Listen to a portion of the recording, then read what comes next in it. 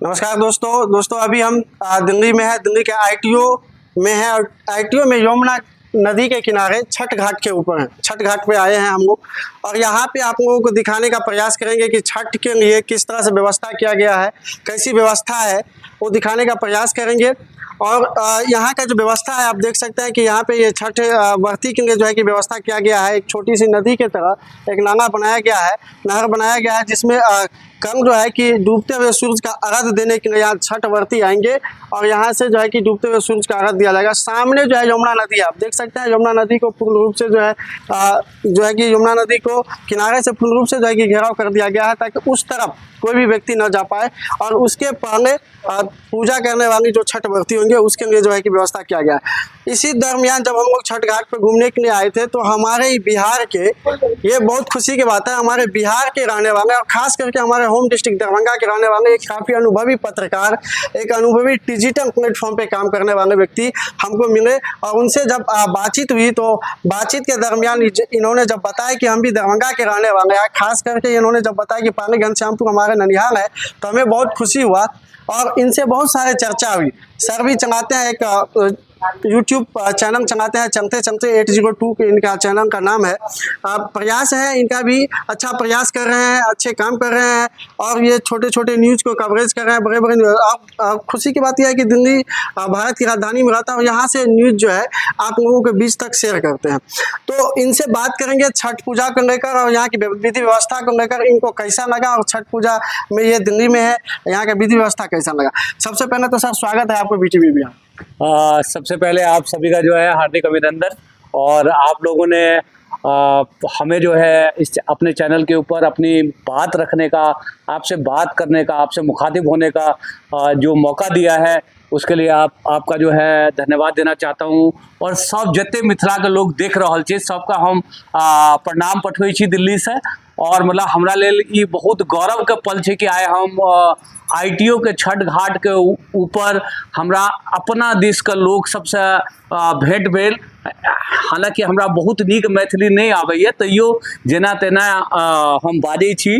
तो ई बाजे का मन ओहि दुआरे होइए कि ई वीडियो चलते मिथिला में, तो मिथिला के लोग देखते तो कम से कम एहि बात के कम से कम मान रहते कि प्रदेशों में रह के जरा के हम जे छे 4 साल के उम्र से दिल्ली में रह रहल छी और एखन तक हमरा मातृभाषा अपन ठीक ठाक अबैया, तो ई हमरा लेल बड़ा गर्व के विषय है। तो एक बार दोबारा से सबका अहाँ सबके जे छे छठ महापर्व के मतलब शुभकामना दै छी। और साथ में जे ई हमरा मौका अहाँ सबसे बात करे का BTV के माध्यम से भेटल है, तो BTV के धन्यवाद मतलब प्रेषित करे छी। और अनिल जी से ऐसे पहिनो हमरा किछु गप भेल, तो आगू के चर्चा जे छे हम सब हिंदी में मतलब बढ़ेबे बीच बीच में जेना जेना जे तरह के गप हेतै। तो की कहे चलिए अनिल जी? हाँ सर, हम आपसे ये कह रहे थे कि आज हम लोग ITO यमुना तट पे हैं जी, और छठ का घाट है और अच्छा व्यवस्था यहाँ पे देखने को मिली। कैसा लग रहा है यहाँ की व्यवस्था, यहाँ पे जो व्यवस्था बनाया गया है छठ व्रती के लिए, इस पर क्या कहना चाहेंगे, कैसा लग रहा है? अनिल जी, मुझे ये व्यवस्था बहुत शानदार लग रही है। हालांकि जिस तरह से दिल्ली के अंदर पूर्वांचली और बिहारियों की सब बहुत बड़ी संख्या है, उसमें निश्चित रूप से ये जो व्यवस्था भी कम पड़ जाने वाली है, मगर ये व्यवस्था अपने आप में बहुत शानदार है। क्योंकि यदि महसूस करेंगे कि देखिए ये कहते हुए बड़ा मतलब कष्ट होता है कि यमुना जी हमारे बहुत ज़्यादा प्रदूषित हैं और यहाँ तक आप जो दुर्गंध को महसूस कर सकते हैं। और मैं आशा करता हूँ कि आने वाले समय में जन सहभागिता और सरकारों की राजनीतिक इच्छा शक्ति इस तरह से बलवती हो पाएगी कि हम अपनी नदियों को साफ होता हुआ देख पाएंगे। तो उस हिसाब से जो व्यवस्था है बहुत सुंदर व्यवस्था है। अच्छे पानी में, साफ पानी में छठ महापर्व के जो व्रती है वो डूबते सूरज को पहले अर्घ्य देंगी, उसके बाद जो है उगते सूरज को जो है अर्घ्य देंगी। और अनिल जी, मैं थोड़ा सा जो आपने मुझे छेड़ दिया है तो मैं इस बात को कहना चाहता हूँ कि मैं ये मानता हूँ कि ये जो छठ महापर्व है ये जीवन का पर्व है। जीवन का पर्व क्या है कि देखिए जीवन में हमारे सुख और दुख दोनों ही आते हैं। तो सूर्य हमारे जीवन में उजाला लेकर के आता है, वही सूर्य जब अस्त हो जाता है तो अंधकार लेकर के आता है।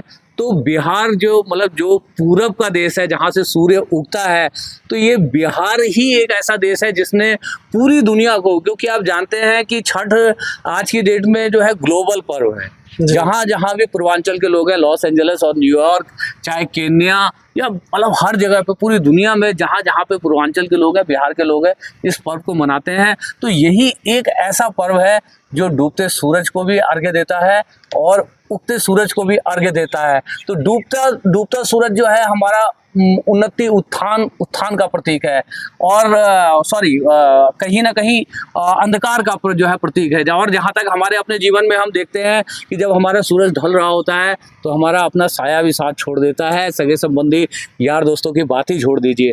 तो और ये एक ऐसा पर्व है जो डूबते सूर्य को भी अर्घ्य देता है, और जब आपके जीवन में उदय होता है, उत्थान होता है, उन्नति होती है, जब आप ऊपर बढ़ रहे होते हैं, तब जब आपके साथ सब होते हैं, तो उस उत्सव को भी जो है ये उतने ही अच्छे से सेलिब्रेट करता है। इसलिए मैं छठ के महापर्व को जीवन का पर्व मानता हूँ कि जीवन में सुख और दुख दोनों है, और सुख को उजाले का प्रतीक माना गया है और दुख को अंधकार का प्रतीक। सर अभी हम लोग जहाँ हैं आप देख सकते हैं सामने यमुना नदी है जी जी, और यमुना नदी के तट पे ठीक ऊपर यहाँ पे बर्ती के लिए जो है कि उगते हुए सूरज और डूबते हुए सूरज को अर्घ देने के लिए एक व्यवस्था किया गया नदियों की तरफ। जी जी, इसका क्या रीजन हो सकता है सर, क्या कारण हो सकता है कि यमुना नदी जो एक शुद्ध नदी माना जाता है, एक देवी का सम्मान दिया जाता है, नदियों में तो देवी देवता का, भारत में तो है कि नदियों को देवी देवता का सम्मान दिया जाता है, लेकिन आज नदी के तट पे, यमुना के तट पे छठ का व्रत नहीं मनाकर व्रती जो आएंगे यहाँ पे उस सूरज का अर्घ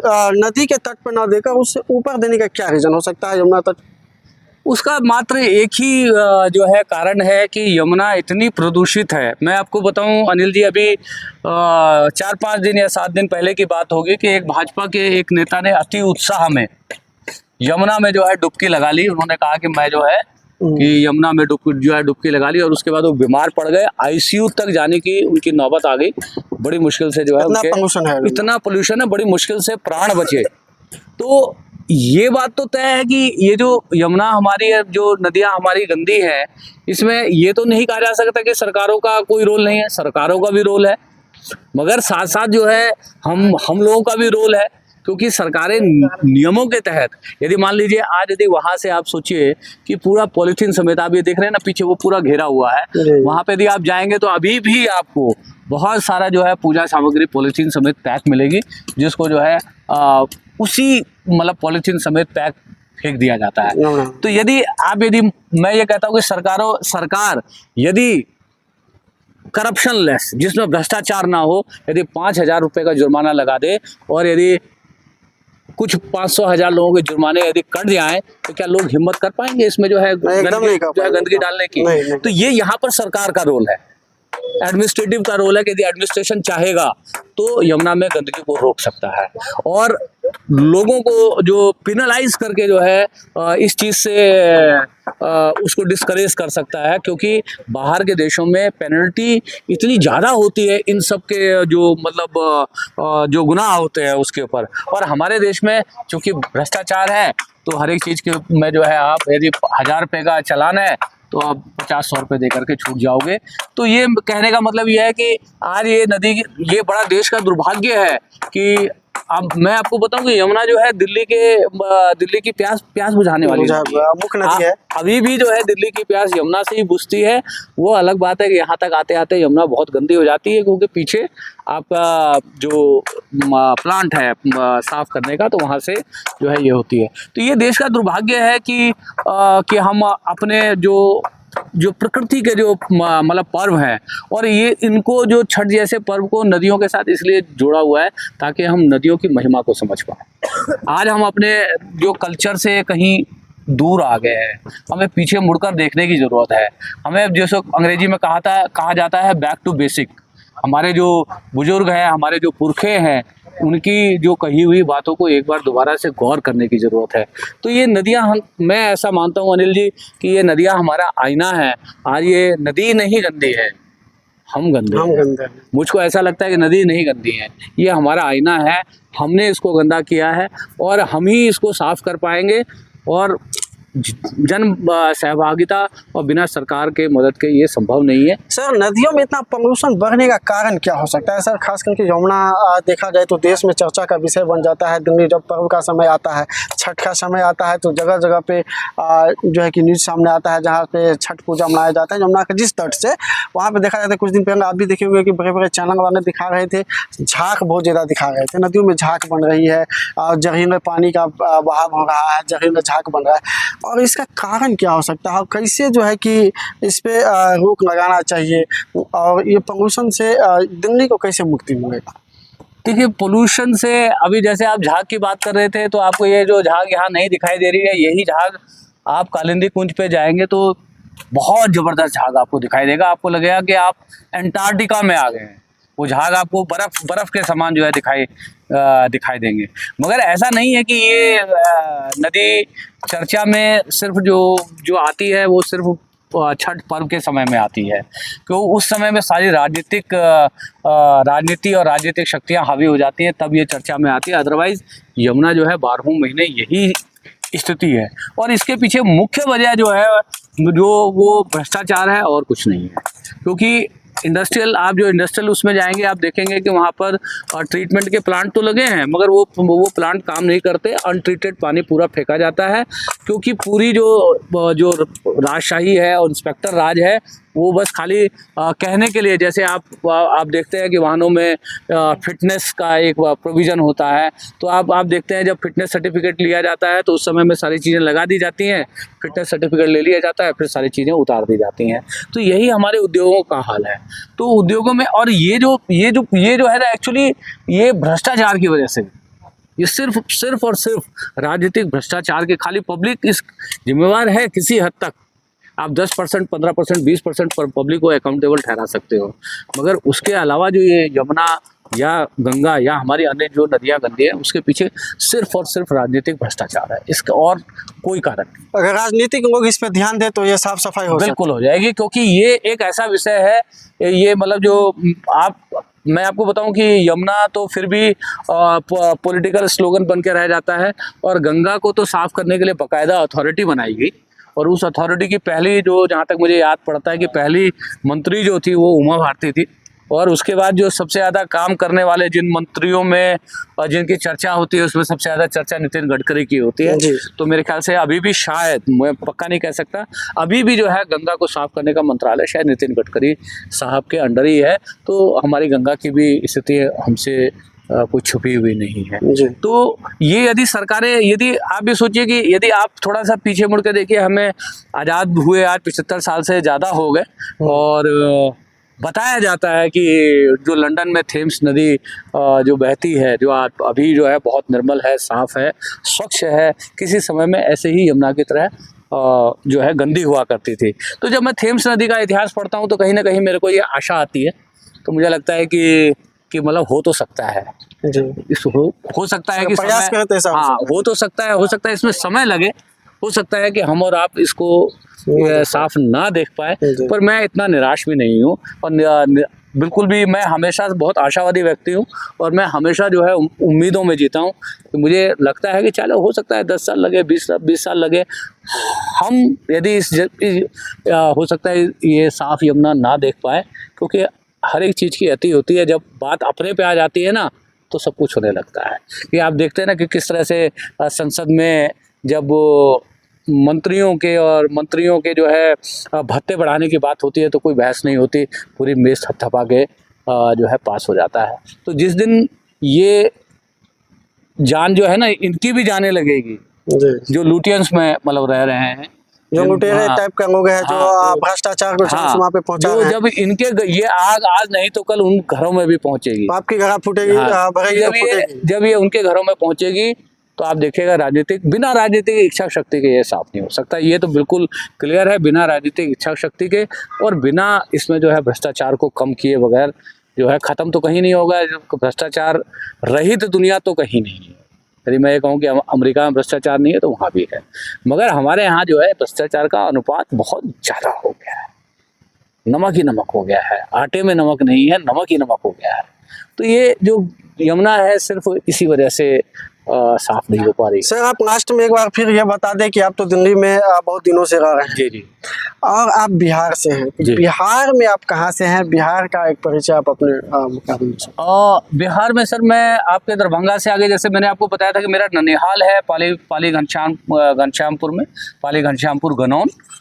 मेरे नाना के दो जो है गांव थे, जो है पाली और गनौन, तो वो तो मेरा ननिहाल है। और मैं वैसे मधुबनी डिस्ट्रिक्ट का रहने वाला हूँ। मधुबनी डिस्ट्रिक्ट में आप सकरी से आगे निर्मली लाइन पर एक स्टेशन पड़ता है तमोरिया, तो मैं खास तमोरिया का रहने वाला हूँ। तो तमोरिया स्टेशन है, तो मैं खास तमोरिया का रहने वाला हूँ।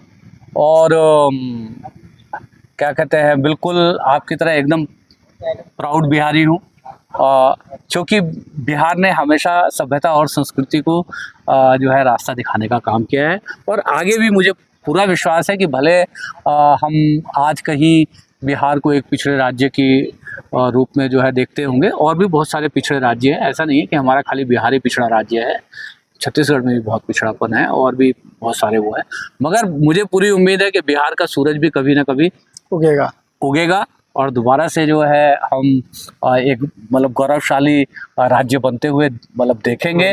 और जब तक आप जैसे लोग वहाँ पे, मैं आप जैसे युवाओं से मतलब ये अपील करना चाहता हूँ, क्योंकि चूँकि ये आपका BTV बिहार का चैनल है, आपके क्षेत्र में देखा जाएगा, तो मैं युवाओं से अपील करना चाहता हूँ कि आप सब जो है, यदि थोड़ा बहुत भी, यदि आपकी रोटी यदि सुरक्षित है और यदि आप थोड़ा संघर्ष कर सकते हैं, तो मैं बिहार के युवाओं को मतलब कहना चाहूँगा कि वो राजनीति में आए और ये जो राजनीतिक जो परिवार है ना, इनकी मोनोपोली को तोड़ें, क्योंकि राजनीतिक क्षेत्र में प्रतिद्वंद्विता जो है आना बहुत ज़रूरी है।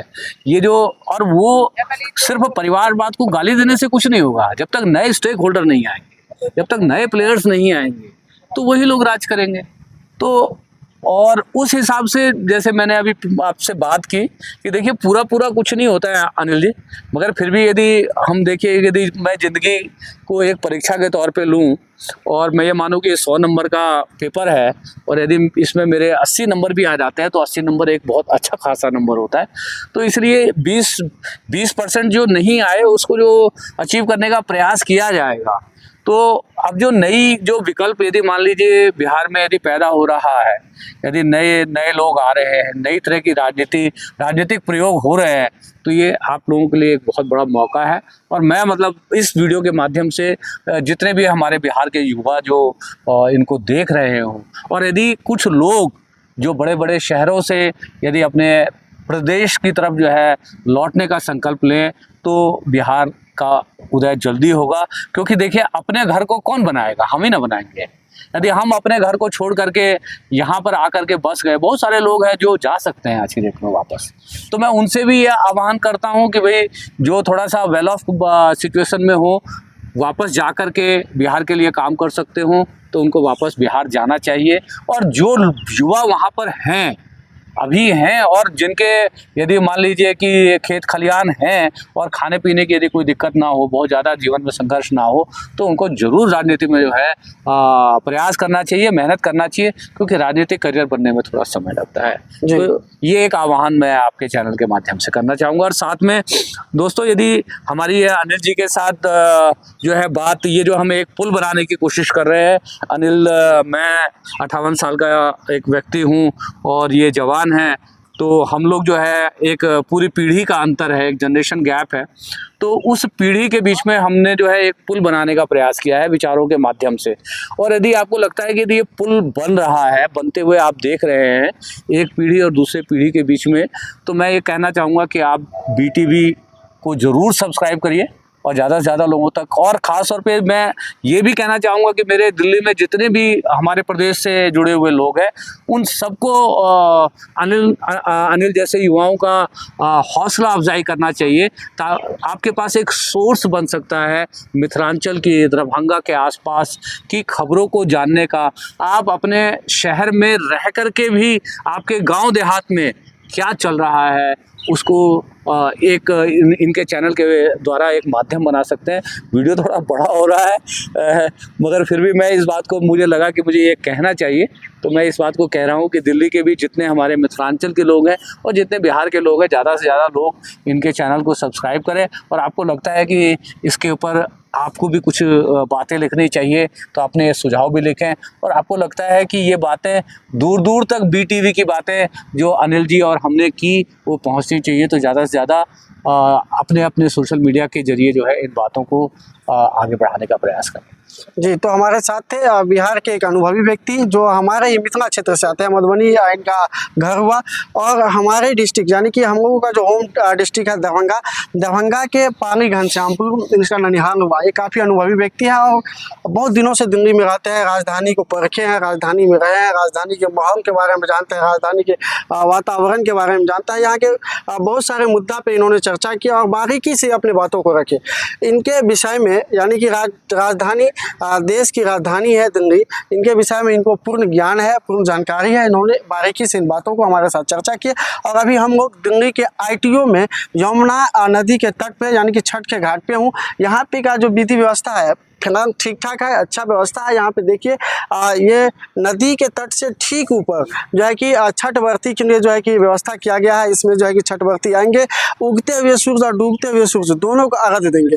आपको पता होगा कि बिहार ही एक ऐसा प्रांत है, बिहार ही एक ऐसा प्रदेश है जहाँ पे उगते हुए सूरज और डूबते हुए सूरज का अर्घ्य दिया जाता है। एक गर्व की बात है। और आपको पता होगा कि बिहार का उगते हुए सूरज और डूबते हुए सूरज को पूजा करने का एक अलग उद्देश्य है, उसका मीनिंग अलग है, जिसके बारे में सर ने बताया। आपको पता होगा जब आपका दिन खराब होता है, आपकी स्थिति खराब होती है, तो आपका दोस्त, आपका भाई, आपके बंधु सब साथ छोड़ के चले जाते हैं।